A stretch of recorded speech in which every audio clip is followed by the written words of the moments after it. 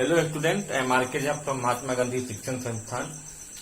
Today I have brought a class of mathematics for the students of class 10th, and the chapter is a pair of linear equation in two variables, and this is the third video of this chapter. And just previous this class you have learned about the consistent, inconsistent and coincident lines, how we can solve a pair of simultaneous linear equation in two variables by using graphically methods. Actually, linear equations in two variables can be solved basically by two methods. One is geometrical method and other is algebraic method. Okay, the other name of geometric method is graphical method. Clear? And in further, algebraic methods are divided into three types: see, substitution method, elimination method and cross multiplication method. So today I am going to discuss substitution and elimination method. Cross multiplication method I will discuss in next class. And for example, just I have written only three equations, and today I will discuss how we can solve a pair of simultaneous linear equation in two variables by using substitution and elimination method. But in algebraic method there are total number of methods are three: substitution, elimination and cross multiplication method. So first you try to understand substitution. Substitute means replace, मतलब किसी को हटा के आप उसके बदले में उसको रिप्लेस करो, उसको हम सब्स्टिट्यूशन मेथड कहते हैं. इलिमिनेशन का मतलब होता है रिमूव, टू रिमूव. इलिमिनेट मतलब टू रिमूव, मतलब किसी भी एक वेरिएबल को हटाना रहता. बाद में समझेंगे कैसे करना है. तो पहले हम लोग समझते हैं सब्स्टिट्यूशन मेथड में क्या होता है. तो सब्स्टिट्यूट में आपके पास जो दो वेरिएबल होगा, जैसे क्वेश्चन में लिखता हूं यहां से फिर x plus y is equal to 3, ये पहला इक्वेशन है. And 4x minus 3y is equal to 26, ये दूसरा इक्वेशन है. मैंने दोनों पेयर इक्वेशन का लिख लिया. और ऑलरेडी इसमें दो वेरिएबल्स हैं, तो एक को आप सब्स्टिट्यूट करना है दूसरे वेरिएबल से. जब आप एनसीईआरटी का क्वेश्चन बनाएंगे एग्जांपल्स के, तो एनसीईआरटी में तो बहुत कम क्वेश्चन दिए, सारे कंसेप्ट क्लियर है. प्रैक्टिस के लिए आपको रेफरेंस बुक में जाना पड़ेगा. तो जब हम एनसीईआरटी में जाते हैं तो उसमें लिखा रहता है कि bye substituting x, bye substituting y. ऐसे कई रेफरेंस में हम जाते हैं तो सीधे लिख देता है कि बाय सब्स्टिट्यूटिंग मेथड. तो आप कहेंगे फिर यहाँ डिफरेंस क्या आएगा. तो जब बाय सब्स्टिट्यूट x दे देता है, इसका मतलब x को क्या सब्स्टिट्यूट करना है या y को सब्स्टिट्यूट करना है. और जब x और y नहीं देख के सिंपली सब्स्टिट्यूट दिया है, इसका मतलब आप किसी को भी सब्स्टिट्यूट कर सकते हो. तो उसी तरह से सपोज कीजिए कि मैं x को सब्स्टिट्यूट करके बना रहे हैं, तो जैसे x बनेगा वैसे ही y बनेगा. तो x को सब्स्टिट्यूट करना है, इसका मतलब कि x का वैल्यू y के टर्म में आएगा. अगर आप x को सब्स्टिट्यूट करोगे तो, या y को अगर सब्स्टिट्यूट करोगे तो y का वैल्यू x के टर्म में आएगा. ये ध्यान रखना है. फिर उसका क्या ध्यान रखना है कि आपके पास जो दो इक्वेशन होंगे, पहला और दूसरा इक्वेशन, उस दोनों इक्वेशन में से किसी एक इक्वेशन से आप x या y का वैल्यू निकालेंगे. सपोज कीजिए कि मैं पहला इक्वेशन से x का वैल्यू निकालता हूं, तो कभी ये नहीं करना है कि पहला से निकाले और पहले में पुट करोगे, तब कुछ नहीं होगा. LHS RHS बराबर हो जाएगा, आप मीनिंगलेस हो जाओगे. तो अगर पहला इक्वेशन से अगर हम निकालते हैं तो उसका वैल्यू हम सेकेंड इक्वेशन में पुट करेंगे. सेकेंड इक्वेशन से निकालेंगे तो फर्स्ट इक्वेशन में पुट करेंगे. ऐसा कोई मैंडेटरी नहीं कि पहले इक्वेशन से निकालना है. लोग कन्वेंशनली सुविधा के लिए पहला इक्वेशन से स्टार्ट करता है. क्लियर? तो चलिए हम भी इसको बनाते हैं और हम x को सब्स्टिट्यूट करके बनाते हैं. तो देखिए सबसे पहले हम पहला इक्वेशन लिखेंगे फ्रॉम इक्वेशन 1. इक्वेशन क्या दिया है, x plus y is equal to 3. तो x का वैल्यू क्या हो जाएगा, 3 माइनस वाई. या अगर चलते हैं समझने के लिए, अगर हम सेकेंडे से निकालते तो पहले हम इस माइनस 3y को उधर भेजते कि 4x is equal to 26 plus 3y, then x is equal to 26 plus 3y by 4. या अगर हम पहला से निकाल दें तो x के बराबर क्या हो जाएगा, 3 minus y. From equation 1 x is equal to 3 minus y, ये निकाल लीजिए. ये तो पहला इक्वेशन से हम निकालेंगे। अब इसको पहला में नहीं पुट करना, अब दूसरे इक्वेशन में जाके जहां एक्स कर दो, एक्स जब आप सब्स्टिट्यूट कर रहे हो तो देखिए एक्स का वैल्यू वाई के टर्म में आ गया, या अगर हम वाई निकालते हैं यहाँ तो y is equal to 3 minus x होता है। आप x को भी कर सकते हो, y को भी कर सकते हो, क्लियर। अब ये जो x का वैल्यू आया y के टर्म में, या y जो आएगा x के टर्म में, उसको आप दूसरे इक्वेशन में पुट कर दो। तो अभी मैंने पहला इक्वेशन से निकाला, इसीलिए हम इसको पुटिंग x बराबर 3 माइनस वाई इन इक्वेशन 2, इसको हम सेकेंड इक्वेशन में पुट किए, ठीक है। तो सेकेंड इक्वेशन क्या, 4 इंटू एक्स, एक्स कितना है मेरे पास 3 minus y minus 3y is equal to 26। This is 4 3 जा 12 minus 4y minus 3y is equal to 26। 12 minus 7y is equal to 26 minus 7y is equal to 26 minus 12 minus 7y is equal to 14, then y is equal to क्या -2 आ जाएगा, यानी 14 bye -7, और 14 को जब आप -7 से divide करोगे इसीलिए y का वैल्यू -2 आ गया। तो y का वैल्यू तो हमको मिल गया। तो अब एक चीज और यहाँ ध्यान रखना कि अगर हम पहले x को सब्स्टिट्यूट करेंगे तो y का वैल्यू हमको पहले मिलेगा, और y को अगर हम सब्स्टिट्यूट करेंगे तो x पहले मिलेगा, कोई फर्क नहीं पड़ता। तो y का वैल्यू तो -2 मिल गया। अब ये जो y का वैल्यू मिला इसको आप किसी भी इक्वेशन में पुट कर दो, चलते हैं सबसे, वो भी देखना है कि दोनों में कौन ज्यादा इजी है, आप वहां से काम करोगे। तो हम पहले इक्वेशन में इसको पुट करते हैं, तो आप फिर लिखेंगे नाउ x प्लस, अब y की जगह पर क्या लिख दिया -2 इज इक्वल टू 3, अब ब्रैकेट दे देंगे since y is equal to कितना आया है -2, तो x -2 is equal to 3, then x is equal to 3 plus 2, तो x इज इक्वल टू 5, इसलिए x का वैल्यू 5 आ गया, y का वैल्यू -2 आ गया। तो ये इसका सॉल्यूशन हो गया, क्लियर। ये समझ में आ गया सब्स्टिट्यूशन कैसे बनाएंगे। एक और हम देखते हैं, ये फ्रैक्शन वाला हम लिखे हैं, एक क्वेश्चन और बताएंगे तो फिर आपका रिवीजन हो जाएगा। अब चलते हैं, अब इस पेयर को हम लेते हैं, इस पेयर को फिर हम यहाँ क्वेश्चन उतारते हैं। 2x minus 3 by y is equal to 9, ये पहला इक्वेशन है। तो पहला इक्वेशन से हम x या y किसी का भी वैल्यू निकाल लेंगे। तो चलिए हम x का ही निकालते हैं, तो इसको उधर ट्रांसपोज करेंगे, 9 plus 3 by y, so 2x is equal to, इसका एलसीएम आप निकाल दो, y 9y प्लस 3, तो x is equal to 9y plus 3 by 2y हो जाएगा, मतलब 2 इधर आ गया, 2y आ गया, क्लियर। ये x का वैल्यू देखो y के टर्म में आ गया।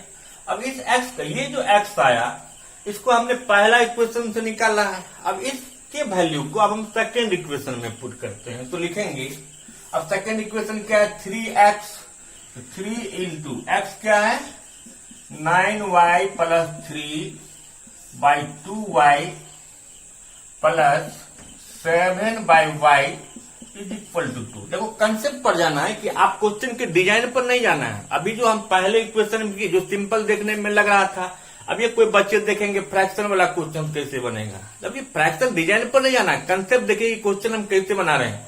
अब 9 3 जा 27y plus 9 by 2y plus 7 by y is equal to 2।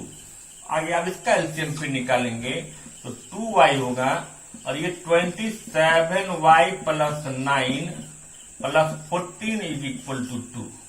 तो 27y एंड 14 प्लस 9 23 एंड 2 2 जा 4y आ गया। अब इस 4y को आप इधर ले आओ, या 27y को ही उधर भेज दो, तो 23 is equal to 4y minus 27y, this 23 is equal to minus 23y, तो y कितना हो जाएगा 23 by minus 23, that will be -1, so y is equal to -1 आ गया।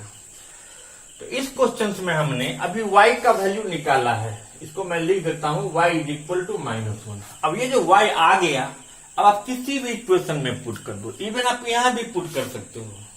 तो अगर चलते हैं पहला इक्वेशन, अब फिर क्या है 2x माइनस 3 बाई, और y कितना है -1 इज इक्वल टू 9, तो minus minus plus that is 2x plus 3 is equal to 9। 3 को उधर ट्रांसपोज कर दो, 2x इज इक्वल टू 6, तो x is equal to 6/2 is equal to 3। इस तरह से x कितना मिल गया 3। क्लियर। तो किसी भी तरह का क्वेश्चन रहेगा तो आप इसको सब्स्टिट्यूशन मेथड से बना सकते हैं। अब देखिए, अब है कि अब एलिमिनेशन से कैसे बनाएंगे। तो किसी भी क्वेश्चन को एलिमिनेशन से बनाने के लिए, एलिमिनेशन का मतलब क्या हुआ, जो रिमूव करना है, मतलब उसको हटाना है। और हटाने के लिए किस वेरिएबल को एलिमिनेट करेंगे वो आप पर डिपेंड करता है। चलते हैं पहले क्वेश्चन लिखते हैं। क्वेश्चन क्या है, 2x plus 3y is equal to 0, 3x plus 4y is equal to 5। लिख लिए फर्स्ट इक्वेशन और सेकेंड इक्वेशन। जैसे आपने देखा कि सब्स्टिट्यूशन मेथड में भी किसी एक वेरिएबल को दूसरे वेरिएबल के रिस्पेक्ट में सब्स्टिट्यूट करना रहता है। एलिमिनेशन का मतलब क्या होता है, हटाना। तो आप किसी भी वेरिएबल को, x को चाहे y को, आप अपनी इच्छा से किसी को भी हटाओ। अब हटाने के लिए सबसे पहले ये देखें, अगर हम ये इस टर्म को x को देखते हैं तो दोनों पॉजिटिव है, y को देखते हैं तो दोनों पॉजिटिव है। ठीक। लेकिन बहुत ऐसे क्वेश्चंस आपको मिलेंगे जो एक प्लस और एक माइनस होता है। तो जिस वेरिएबल में अनलाइक साइन होगा उसको पहले एलिमिनेट करोगे तो आपका काम आसान होगा। लेकिन इसमें तो कोई अनलाइक है नहीं, दोनों का लाइक साइन ही है, तो कोई बात नहीं। हम इसको, एक चीज है कि अनलाइक को अगर आप तो जब इक्वल करोगे तो इसमें से एक वेरिएबल को पहले हम हटाने जा रहे हैं। तो अभी हमको इच्छा हुआ कि पहले हम y को हटाएंगे। एक चीज और देखिए आपने सब्स्टिट्यूशन में कि अगर आप x को सब्स्टिट्यूट करते हो तो पहले y मिलता है, y को सब्स्टिट्यूट करोगे तो पहले x मिलेगा। उसी तरह से एलिमिनेशन में अगर आप x को एलिमिनेट करेंगे तो पहले आपको y मिलेगा, और y को एलिमिनेट करेंगे तो पहले x मिलेगा। तो चलिए पहले हम y को एलिमिनेट करते हैं। तो y जिसको हम एलिमिनेट करने जा रहे हैं उसका साइन भी देखना है, दोनों का लाइक साइन है, मतलब एक ही साइन है। तो दूसरा स्टेप, आपके पास जो नंबर होगा उस नंबर का आप एलसीएम निकाल दो। जैसे 3 और 4 का एलसीएम कितना होगा 12। अगर ये लाइक साइन है तो एक में प्लस से मल्टीप्लाई करो, एक में माइनस से मल्टीप्लाई करो। अगर अनलाइक है तो फिर आपको उल्टा नहीं करना। जैसे 3 और 4 का एलसीएम 12 हुआ, तो 3 को 12 बनाने के लिए 4 से मल्टीप्लाई करना पड़ेगा, और 4 को 12 बनाने के लिए 3 से मल्टीप्लाई करना पड़ेगा। तो हमको मालूम है कि इसको हम 3 से मल्टीप्लाई करेंगे और इसको 4 से मल्टीप्लाई करेंगे। जब दोनों का लाइक साइन होगा तो आप किसी एक में माइनस दे देना, और अनलाइक साइन होगा तो एक ही नंबर रहेगा, इसमें माइनस उल्टा नहीं करेंगे साइन को। लेकिन क्लियर हुआ, अगर जिसको आप एलिमिनेट करने जा रहे हैं उसका अगर लाइक साइन है तो आप जो इसके कोफिशिएंट को इक्वल करने के लिए जिस नंबर से मल्टीप्लाई कर रहे हो, एक को प्लस में रखना, एक को माइनस में रखना। अगर अनलाइक साइन है तो फिर दोनों का सेम साइन रखना है। क्लियर। तो चलिए अब हम इसको, तो ये तो मल्टीप्लाई करने जा रहे हैं। तो मल्टीप्लाई में ये भी नहीं समझना है कि सिर्फ 3 से इसको मल्टीप्लाई करना है। हम ये कहेंगे कि मैं इक्वेशन फर्स्ट को ही 3 से मल्टीप्लाई कर रहे हैं, और इक्वेशन फर्स्ट को 3 से मल्टीप्लाई करें, इट मीन इसमें जितने भी टर्म है सब मल्टीप्लाई होंगे। तो 3 2 जा 6x प्लस 3 3 जा 9y is equal to 0 into 3 0। आप इसको थर्ड इक्वेशन मान लो, और ये क्या हो जाएगा माइनस 12x माइनस, इसको बनाना था 12 और इसको बनाना था 3। तो 4 2 जा ये होता 8x plus 12y is equal to 0, और ये लिखते हैं माइनस 9x और फिर ये minus 12y is equal to minus 15। तो ये फोर्थ इक्वेशन होता है। क्लियर। अब ये देखिए, एक y का कोफिशिएंट क्या सेम हो गया बट अनलाइक हो गया, तो ये प्लस माइनस बन गया। तो रीजन समझ में आ गया, क्यों कहा था मैं इसको उल्टा साइन करने के लिए। अब सीधे जब हम इसको जोड़ेंगे तो ये कैंसिल हो गया। क्लियर। अब ये प्लस माइनस, तो प्लस 8 माइनस 9 माइनस 1 होगा, तो माइनस 1x, 1 नहीं लिखते हैं, इज इक्वल टू, और ये कितने हो जाएंगे तो माइनस 15। तो ये माइनस माइनस कैंसिल, तो x इज इक्वल टू कितना 15 आ गया। तो देखिए पहले हम y को एलिमिनेट किए, x मिल गया। तो यहाँ x का वैल्यू कितना मिला हमको 15। अब हम क्या करेंगे, इस x के वैल्यू को फिर हम इस इक्वेशन में कहीं भी पुट करते हैं। तो मान लीजिए हम इसी इक्वेशन में फिर पुट करेंगे, तो इसको लिखते हैं 2x का मतलब 2 into 15 plus 3y is equal to 0। तो फिर 30 plus 3y is equal to 0। तो 3y इज इक्वल टू 30 को उधर ट्रांसपोज करेंगे -30, तो y -30/3 यानी y इज इक्वल टू -10 आ गया। तो इस तरह से y इज इक्वल टू -10 आ गया। तो मैंने इस क्वेश्चन को आपको सब्स्टिट्यूशन से बताया, इस क्वेश्चन को सब्स्टिट्यूशन से बनाए थे हम, आंसर पहले से लिखे हुए हैं। अब हम इसको फिर एक बार रिवीजन होने के लिए फिर इस क्वेश्चन को, इससे पहले जो हमने आंसर निकाला वो सब्स्टिट्यूशन से बनाया था, एक बार फिर इसको भी हम जो है ना इलिमिनेशन से बनाते हैं, ताकि आप अच्छे से समझ जाओगे और चेक भी हो जाएगा कि किसी भी इक्वेशन को आप किसी भी मेथड से बनाओ उसके आंसर वैरी नहीं करेंगे, सेम आंसर आते हैं। तो देखते हैं फिर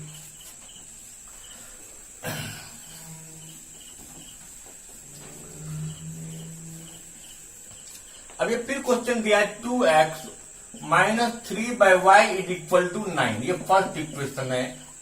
3x plus 7/y is equal to 2, ये सेकेंड इक्वेशन है। तो मैंने जब एलिमिनेशन की बात किया था तो सबसे पहले क्या कहे कि अगर ये देख लो कि कोई वेरिएबल अनलाइक साइन में है कि नहीं, तो आपको y नजर आ रहा है ना कि ये क्या अनलाइक में है, जो अनलाइक में होगा उसको इक्वल करना है, ठीक है। अगर वो फ्रैक्शन में है तो आप फ्रैक्शन में देखो नीचे डिनोमिनेटर मैच कर ही रहा है, न्यूमरेटर मैच नहीं कर रहा है। तो न्यूमरेटर 3 और 7 है, तो पहले हम इसका एलसीएम निकालेंगे। तो 3 और 7 का एलसीएम 21 होगा, और इसको 21 बनाने के लिए आप 7 रखो और इसको 3 रखो। इससे जो पहले हमने क्वेश्चन बताया था उसमें जिस नंबर से हमने मल्टीप्लाई किया था, एक को प्लस एक को माइनस कर दिया था। क्यों? क्योंकि यहाँ सारे लाइक थे, लेकिन जब यहाँ अनलाइक होगा तो फिर आपको यहाँ लाइक कर, अगर यहाँ लाइक है तो यहाँ अनलाइक साइन कर देना है, अगर यहाँ अनलाइक है तो यहाँ लाइक नंबर रहेगा, लाइक साइन रहेगा, ये ध्यान रखना है, ठीक है। इससे क्या होगा कि आपका टाइम बहुत बचेगा, ठीक है। अब चलिए हम इसको मल्टीप्लाई करते हैं, लेकिन जब हम इसको एग्जाम में बनाएंगे तो हम आपको समझा रहे हैं, इसीलिए मैं यहाँ इंटू करता हूँ। लेकिन एग्जाम में जब लिखोगे तो आप ऐसे मत कर देना, आपको लिखना पड़ेगा कि multiplying equation first by 7 and equation 2/3 we get, then आपको लिखना है कि 7 2 जा 14x minus 21/y is equal to 9 7 जा 63, 3 3 जा 9x plus 21/y is equal to 6। इस तरह से ये थर्ड और ये फोर्थ इक्वेशन मिल गया। ये जब किए तो ये दोनों सेम हो गया। जब आप एग्जाम्पल्स बनाते हो तो बहुत ऐसे क्वेश्चन देखोगे, किसी इक्वेशन में जोड़ता है, किसी इक्वेशन में घटाता है, लेकिन मैंने जो आपको बताया अगर ये ट्रिक काम करोगे तो आपको कभी घटाना ही नहीं पड़ेगा, हमेशा क्या आपको जोड़ना पड़ेगा। इसीलिए आप घटाव के फेरा में जाओगे, सब्ट्रैक्शन के फेरा में, तो आपको पता होगा कि साइन बदलना पड़ता है और गलती हो ही जाती है। इसीलिए आपको रिस्क नहीं लेना, आप इसको फॉलो करोगे, ये बात जरूर ध्यान रखना, ठीक है। तो अब देखो ये 14x और 9x है, तो ये क्या होगा 23x इज इक्वल टू कितना हो गया 69, तो x इज इक्वल टू 69/23, तो कितना 3। अब आंसर देखो, इसी क्वेश्चन को इससे पहले मैंने सब्स्टिट्यूशन से बनाया था, x का वैल्यू कितना आया था 3। अब इसी क्वेश्चन को मैंने एलिमिनेशन से बनाया तो भी x का वैल्यू 3 आया। इवन आगे क्रॉस मल्टीप्लीकेशन नेक्स्ट वीडियो में पढ़ेंगे, इसी क्वेश्चन को क्रॉस मल्टीप्लीकेशन में बनाओगे, इसी को ग्राफिकली बनाओगे तो आंसर कभी वैरी नहीं करेगा। क्लियर? तो चलते हैं। अब x तो मिल गया, अब ये जो x मिल गया, x का वैल्यू आप किसी भी इक्वेशन में, अब आपके पास 1 2 कौन के 4 इक्वेशन हो गए, किसी में भी पुट कर दो तो चारों में तो बड़ा मछली के पकड़ने में कभी कभी छोटा मछली का शिकार नहीं होता, बड़ा तो खैर नहीं हो पाता। इसीलिए आप तीसरे चौथे को मत आजमाओ, आप पहला या दूसरा में ही पुट करना, ठीक है, तो गलती नहीं होगी। तो कोई क्या होता है एक्सपेरिमेंट शुरू करता है, चलो मैं चौथा में करता हूँ, आपको क्या जरूरी है एक्सपेरिमेंट करने का, आप समझ तो गए कि सेम होगा। जब आप फुर्सत में हो उस समय एक्सपेरिमेंट क्या करो, ऐसे आपको एक्सपेरिमेंट करने की जरूरत नहीं। चलिए तो मैं इसको फर्स्ट में ही डालता हूँ, मैं एक्सपेरिमेंट नहीं करने जा रहा हूँ, बट मुझे मालूम है कि ऐसा होता, आप चेक करके देख सकते हो, लेकिन हमें नहीं चेक करना, हम इसको फर्स्ट इक्वेशन में पुट करेंगे। तो देखो 2x 2 into 3 minus 3 by y is equal to 9. तो 6 minus 3 by y is equal to 9. तो minus 3 by y is equal to 9 minus 6, that is 3. तो 3y is equal to minus 3. Then y is equal to minus 3 by 3, that is minus 1. और इस तरह से y के value -1 आ गए। थोड़ा सा आप उधर नजर देखो, वहां y कितने हैं तो सुरक्षित होंगे, y के वैल्यू क्या -1 है। तो आप देखो कि दुनिया के किसी भी मेथड से, आइदर आप ज्योमेट्रिकली मेथड बनाओ, एल्जेब्रिकली मेथड बनाओ, ज्योमेट्रिकली में ग्राफिकली बनाओ, एल्जेब्रिकली में आप सब्स्टिट्यूशन बनाओ, एलिमिनेशन बनाओ, क्रॉस मल्टीप्लीकेशन मेथड बनाओ, आंसर उसके वैरी नहीं करेंगे। लेकिन फिर भी लेकिन लगता है, जब फिर हम आगे के वीडियो में चर्चा करेंगे तो बहुत ऐसे इक्वेशंस होते हैं जिसके कई सॉल्यूशंस होते हैं। खासकर आप RS अग्रवाल या आदि शर्मा के कुछ क्वेश्चंस बनाओगे, जब 30 के बाद कुछ 1-2 क्वेश्चंस वहां आपको मिलेंगे, जो आप जो बनाओगे वो उसके आंसर शीट में नहीं दिया होगा। तो आप तो अपने ऊपर कम भरोसा रखते हो, आप तो आंसर नहीं मिला, अब आप परेशान हो गए, गुरुजी को ढूंढोगे, सर आंसर नहीं मिल रहा है। क्योंकि बहुत ऐसे इक्वेशंस होते हैं जिसके सिर्फ यूनिक सॉल्यूशन होते हैं। और इससे प्रीवियस क्लास में मैंने डिस्कस किया था कि आप उसका A1/A2 अब B1/B2 का रेशियो देख लो, अगर दोनों बराबर नहीं आ रहा है तो आप कंफर्म रहो यूनिक सॉल्यूशन होगा। उसका सही से बनाओगे तो आपके जो आंसर होंगे वही उस आंसर शीट में भी दिया होगा, दूसरा कोई आंसर नहीं हो सकता। लेकिन बहुत ऐसे क्वेश्चंस होते हैं जिसके मेनी सॉल्यूशंस होते हैं। तो मेनी सॉल्यूशंस में हम कैसे चेक करेंगे? जिसका आंसर आपने सही बनाया, आपका कैलकुलेशन सही है, फिर भी आपका आंसर मैच नहीं कर रहा, तो परेशान होने की जरूरत नहीं है। आप वहां चेक कर लो पहले रेशियो, क्योंकि इससे प्रीवियस क्लास में मैंने आपको इंट्रोडक्शन में बताया था कि किसी भी pair of simultaneous linear equation in 2 variables में A1/A2, B1/B2 और C1/C2 तीनों का रेशियो अगर बराबर है तो उसके कई सोल्यूशंस होते हैं। अब कई सोल्यूशन में से कोई एक सोल्यूशन, आंसर शीट में सारे इन्फिनाइट नंबर ऑफ सोल्यूशन है जिसका कोई अंत ही नहीं है, तारे गिनने के बराबर हैं। अब वहां पर आप कौन सा आंसर वो देगा, तो वो भी अपना, वो जो कैलकुलेशन किया होगा वो अपने कैलकुलेशन का आंसर दिया होगा, आप जो कैलकुलेशन करोगे आपको एक आंसर मिलेगा। तो इसीलिए उस केस में वैरी कर सकता है। तो पहले हम उसको रेशियो चेक कर लेंगे कि A1/A2 is not equal to B1/B2, तो उस क्वेश्चन में आपके आंसर मिल जाएंगे क्योंकि उसके यूनिक सोल्यूशन है। कोई क्वेश्चन ऐसा भी मिल जाएगा, आपको दे देगा सॉल्व करो और माथा पर चिक कर रहे हो, ना एक्स आ रहा ना वाई आ रहा है, और किसी ने आपको कह दिया कि क्वेश्चन सही है।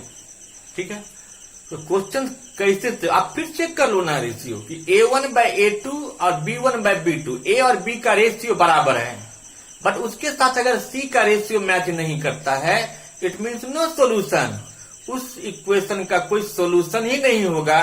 फिर भी वो क्वेश्चन आपको बनाने के लिए दे दिया, क्योंकि वो आपसे सोल्यूशन नहीं, वो आपसे कंसेप्ट जानना चाहता है। इसीलिए आप कंसेप्ट को समझो, उसके बाद बनाओ और पुजारी बनो किताब का।